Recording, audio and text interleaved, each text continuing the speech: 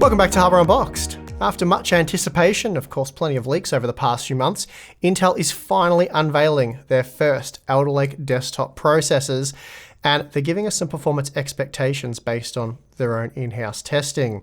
A couple of months ago, Intel did give us a range of details covering their Alder Lake architecture, which included a full discussion on their hybrid design with P-cores and E-cores, and today all of that's coming together with actual CPUs that will become available on November 4th. Now, in previous years, Intel's led with mobile processors for a new generation, but that's all going to change with the 12th generation lineup. The first and only CPUs that will be available on November 4th are Intel's enthusiast desktop K-series models, with pretty much everything else scheduled to launch early next year. Given Intel's desktop parts are finally moving to a new process node with a brand new architecture, it seems as though they want to lead with their highest performing models before filling out the rest of the lineup. As a quick Alder Lake refresher, Intel's moving to a new hybrid design that features both performance cores, otherwise known as P-cores, and efficient cores, E-cores. The P-cores are an overhaul of Intel's existing high-performance cores, bringing a bigger, wider, deeper design with more cache and improved features. Intel is claiming a 19% IPC improvement for these P-cores versus the Cypress Cove cores seen in Rocket Lake. Meanwhile, the E-cores are a huge overhaul of Intel's old Atom cores, improving performance into the range of Skylake while being much smaller in terms of die space, and much more efficient in terms of power consumption. Intel says these cores are mostly designed for background applications, but they are no slouch and should significantly help with multi-thread performance in some applications. And then joining all of this together is Intel's new cache architecture. Each P-core has a 1.25 megabyte of L2 cache, and each group of 4 E-cores has 2 megabytes of L2 cache. Then, accessible across both P and E-cores, Intel are providing up to 30 megabytes of shared L3 cache. Rocket Lake, on the other hand, topped out at 16 megabytes of L3 for the 8-core design, so the jump up to 16 cores with Alder Lake seems that cache has almost doubled. Also, part of Alder Lake is the Thread Director, which is a hardware scheduling feature that assists Windows 11 with allocating tasks to the appropriate cores. So when you have a hybrid design, it is super important that applications are run on the right cores. So foreground tasks, high performance applications, for example, they're run on the P cores, and then background tasks that aren't as performance intensive, let's say, they're run on the E cores. Thread Director provides feedback to Windows 11 that assists with that process. Now, today we get to see all of that come together into actual processor SKUs. Intel are launching 6 models, 3 in the K series and then 3 in the KF series. The difference there, of course, being that the KF models lack integrated graphics. That's something we've seen with previous generations.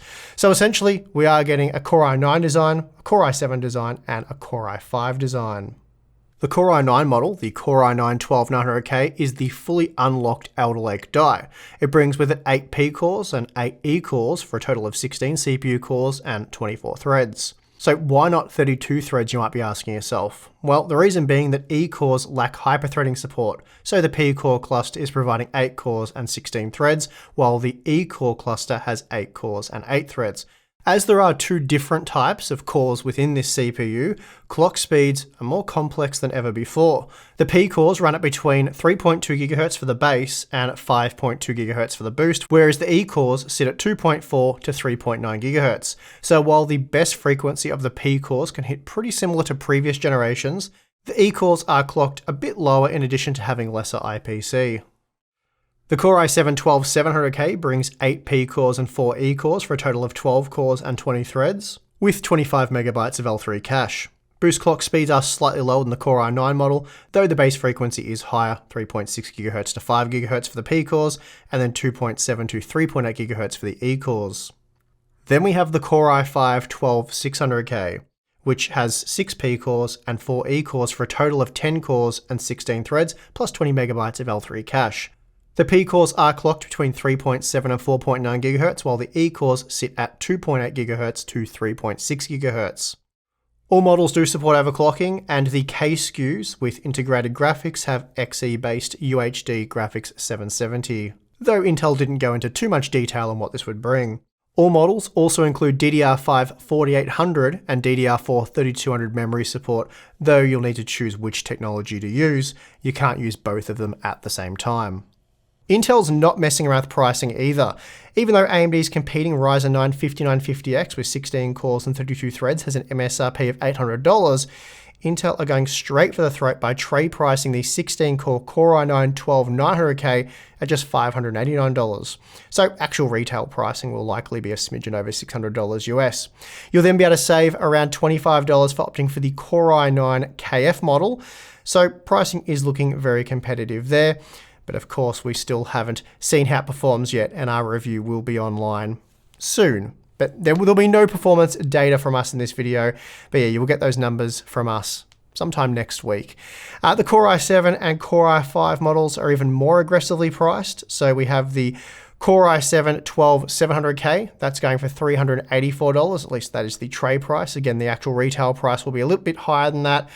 But that is roughly the same price you'll pay for AMD's Ryzen 7 5800X. However, Intel's not just offering 8 performance cores here, like what we see with the 5800X, but 4 efficient cores as well, which could deliver a decent boost to multi-threaded performance.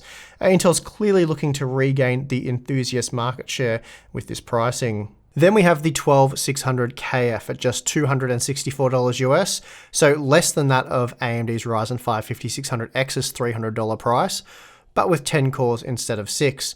Personally, I'm pretty excited to see this sort of pricing competition brought back to the desktop market, as AMD hasn't exactly been offering the best value parts with their Ryzen 5000 lineup, even though performance has been impressive. So if Intel can deliver great performance with these CPUs at a lower price than AMD, that should be a big win. One interesting thing about this lineup is that Intel have changed the way they report power, depreciating the TDP in favor of 2 metrics: processor base power and maximum turbo power. Processor base power is essentially the same as the PL1 power limit of previous generations, and maximum turbo power is the same as PL2. It's just that both of these values are being exposed and listed on Intel's spec sheet to make it much easier for buyers to see what power level these chips will actually run at. No more 125 watt CPUs that run in excess of 200 watts in practice. Intel's showing you the full turbo value, which ranges from 150 watts for the Core i5s to 241 watts for the Core i9s. But there's a bigger change here as well. Intel's finally updating their default power configuration to fall in line with how motherboard makers have actually been running these CPUs for years now.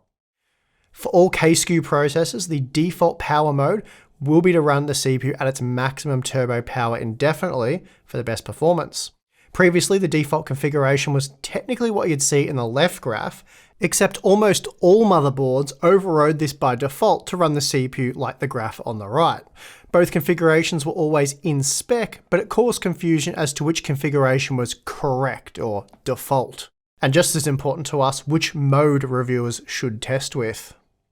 And Intel is finally addressing the whole power state thing, how the CPUs run, what is the default configuration, or default configurations rather. So that is being addressed with this generation. So there should be no more confusion, no more arguments over the way these CPUs should be run.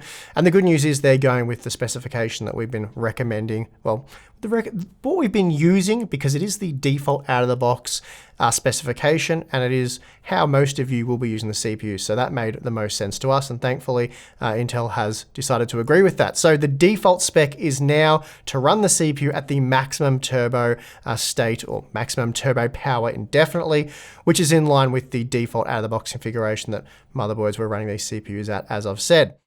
Now, running at the base power spec is still in spec, it's just not classified as the default specification. So it's an optional configuration that you will have to enable manually if you wish to do so.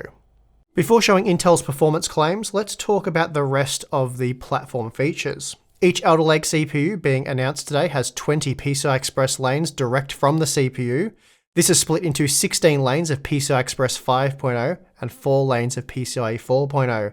Then in addition to this, the new Z690 chipset is providing up to 12 PCIe 4.0 lanes and up to 16 PCIe 3.0 lanes, plus various USB port configurations. This is quite a substantial improvement to the PCIe connectivity compared to prior generations, with faster lanes direct from the CPU and the new addition of PCIe 4.0 lanes from the chipset. The package for the CPUs themselves is also different, requiring the LGA1700 socket, which is larger and more rectangular than previous Intel sockets. The CPUs themselves include what Intel's calling a thick IHS plus thin stim design.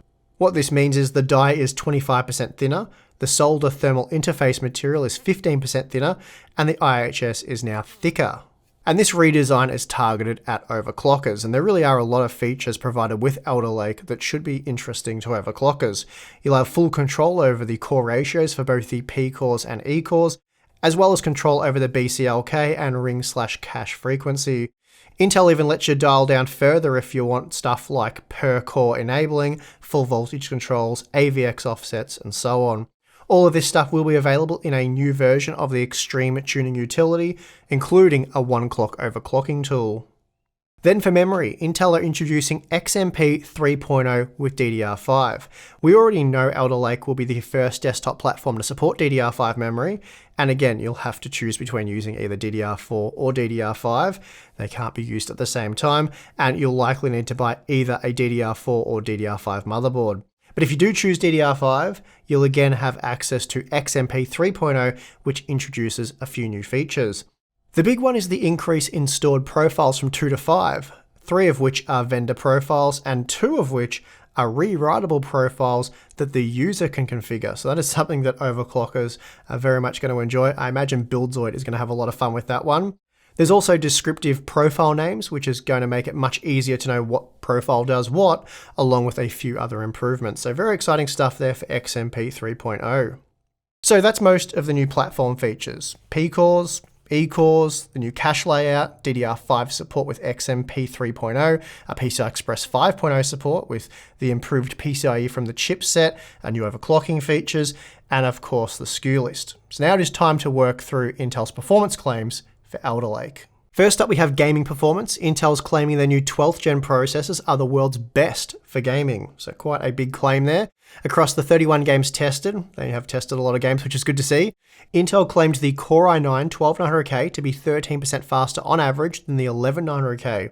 These benchmarks were run at 1080p with high quality settings using an NVIDIA GeForce RTX 3090 graphics card, so very similar to how we test. The 12th gen platform was using DDR5 4400 memory, which Intel incorrectly lists as 4400 MHz, though Intel do say that DDR5 should be faster for gaming than DDR4 based on their testing, though mature DDR4 does still perform well according to Intel. When comparing to AMD, they were using a smaller range of games and are showing the 12900K to be anywhere from slightly slower than the Ryzen 9 5950X to being 30% faster. However, those figures really should be taken with a grain of salt, as Intel did admit that these benchmarks were captured on Windows 11 before the performance patch for AMD CPUs was available, so the results aren't as meaningful as they would had they tested with the 5950X in its best performing mode, such as using Windows 10 or waiting for the patch to be available.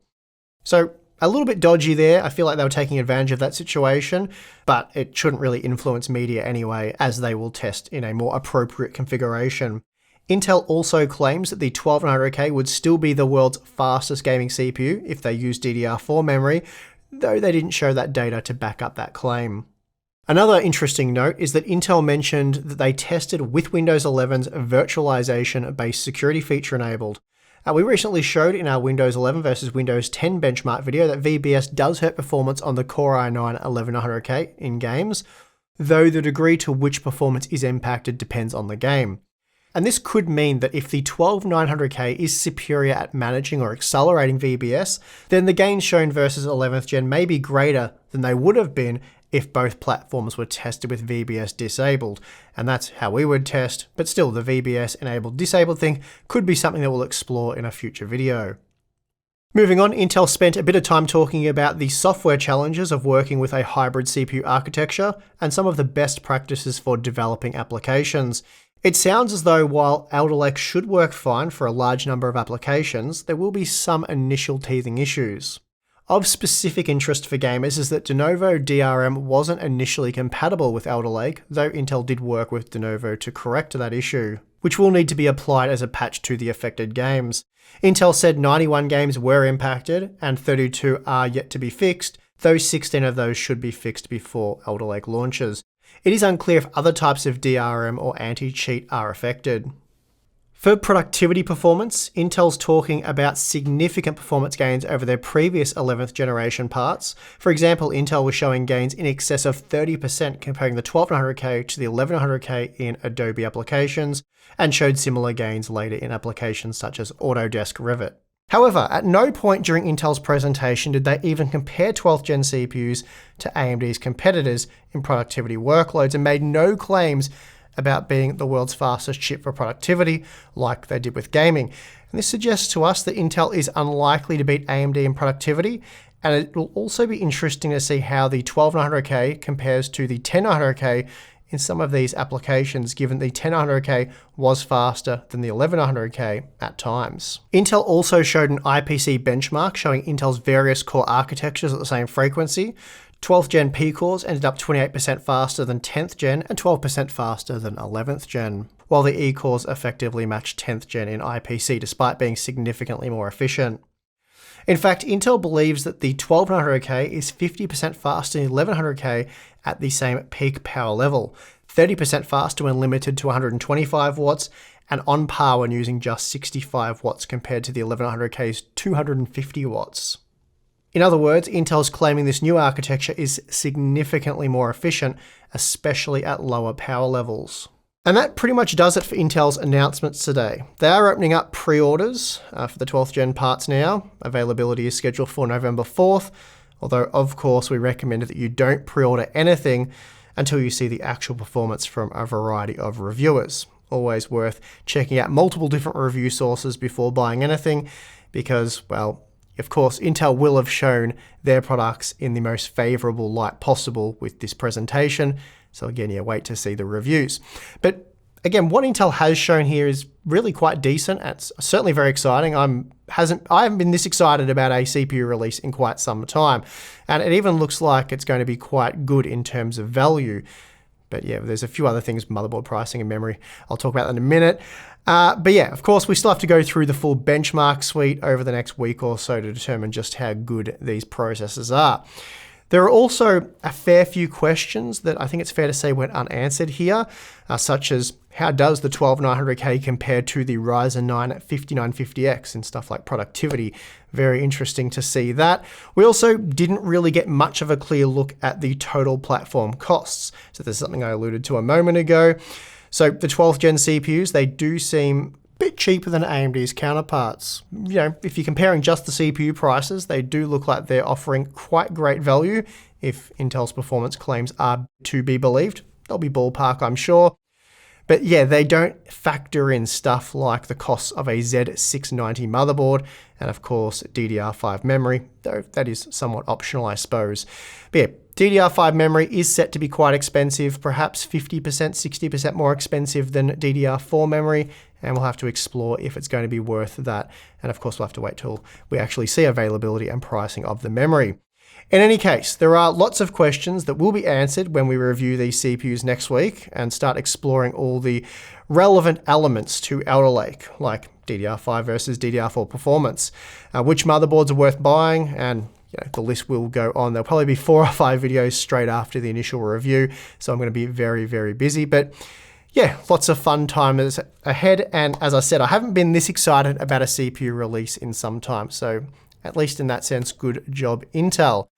But that is going to do it for this video. If you enjoyed this sort of pop-up news video that we did last minute, then appreciate it if you do give it a like, and of course, do subscribe because we have tons of content on the way. Actually, I could whip together a quick video tomorrow if you guys are interested, because you can unbox and show the CPUs and motherboards and all the various Alder Lake related hardware that you have now. No benchmarks, but you can show the motherboards and stuff like that. So if you guys want to see stuff like the Z690 Carbon ahead of release, I do have this MSI motherboard here. I've also got the Tomahawk DDR4 version, so I can do some DDR4 testing right off the bat. Very happy about that. Big thanks to MSI. I have some Gigabyte motherboards as well, the Aorus Master. Very smart looking motherboard, that one. I haven't got that on hand. It's actually on the test bench at the moment. And I've also got this.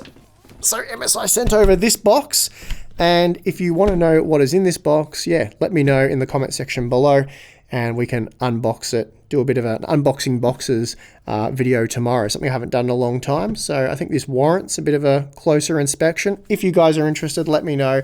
If you'd rather just wait to see the benchmarks, then, you know, I'm happy to do that as well. But yeah, that's going to do it for this video. If you'd like to support the channel directly, we have Floatplane, Patreon. Links for those are in the video description. I'll just set this off to the side here. It's a little bit heavy. Floatplane, Patreon, links are in the video description. You'll get access to our exclusive Discord server, our monthly live streams with Tim and myself, Q&As, behind the scenes content, a lot of cool stuff there. If you're interested, check it out, but if not, perfectly fine. And I would like to just thank you for watching this video. I'm your host, Steve, and I'll see you again next time.